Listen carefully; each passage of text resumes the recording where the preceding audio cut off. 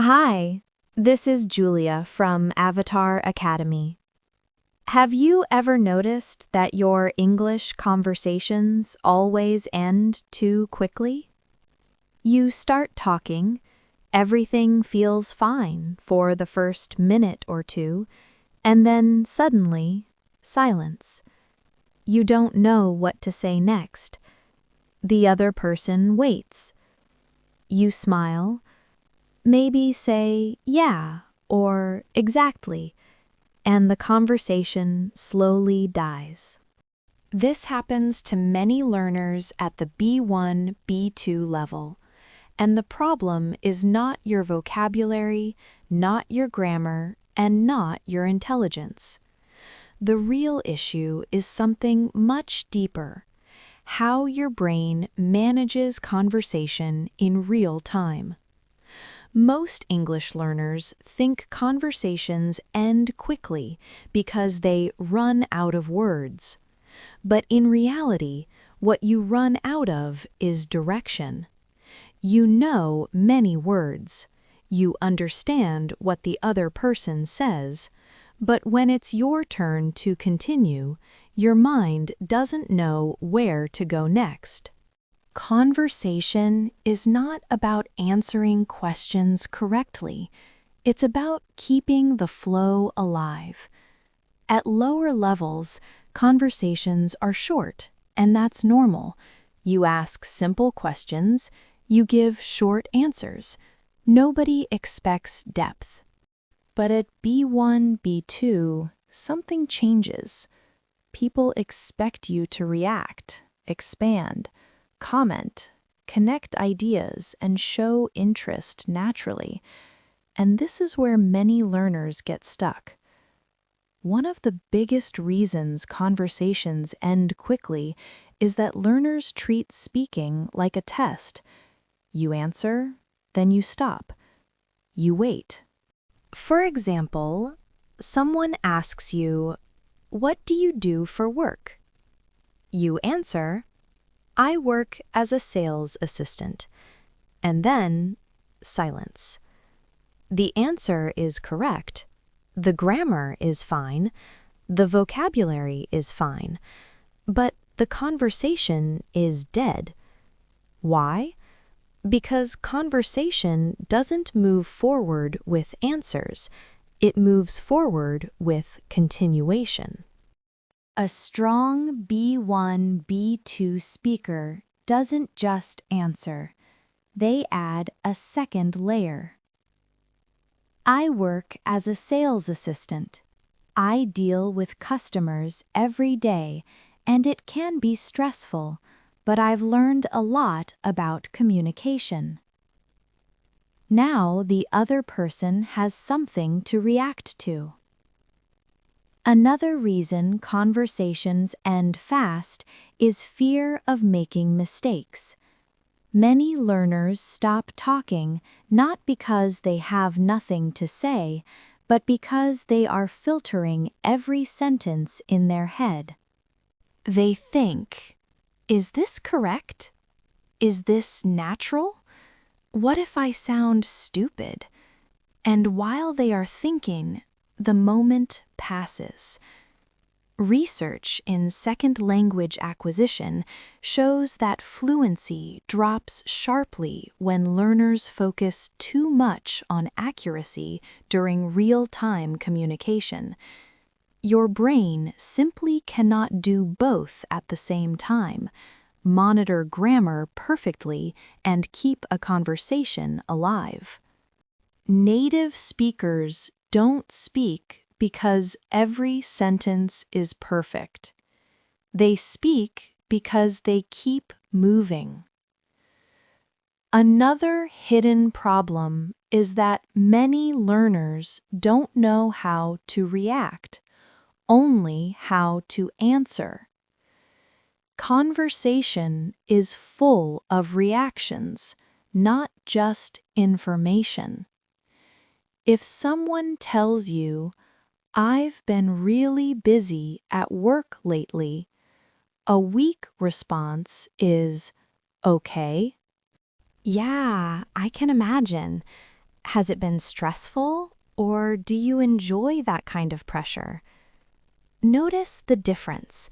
You don't add new information about yourself. You pull the conversation forward. Many conversations die because learners don't ask follow-up questions, not because they don't want to, but because they don't think of them fast enough. That's why fluent speakers rely on patterns, not creativity. They reuse structures like, how did that make you feel? What was the hardest part? Would you do it again? Why do you think that happened? These are not advanced sentences, but they are powerful. Another major reason conversations end quickly is that learners speak in isolated sentences, not connected ideas. They say one sentence, full stop. New topic, full stop. Fluent conversation sounds different. Ideas connect naturally. Instead of saying, I like my job, it's interesting, a more fluent version is, I like my job because it challenges me, and I feel like I'm improving all the time. Same idea, different depth. There's also an emotional reason conversations stop early. Low confidence in silence. Many learners panic when there is a short pause. But silence is normal. Even native speakers pause. The difference is that fluent speakers are comfortable inside the pause. They use it to think, not to escape. If you panic, you rush. If you rush, your brain freezes. Another important factor is mental translation. If you translate from your native language to English while speaking, your conversation will always be short. Why? Because translation is slow. By the time you finish translating the next idea, the moment has already passed. That's why many learners feel fluent in their head, but slow in real conversation. Studies show that learners who focus on thinking in chunks, not sentences, speak longer and more naturally.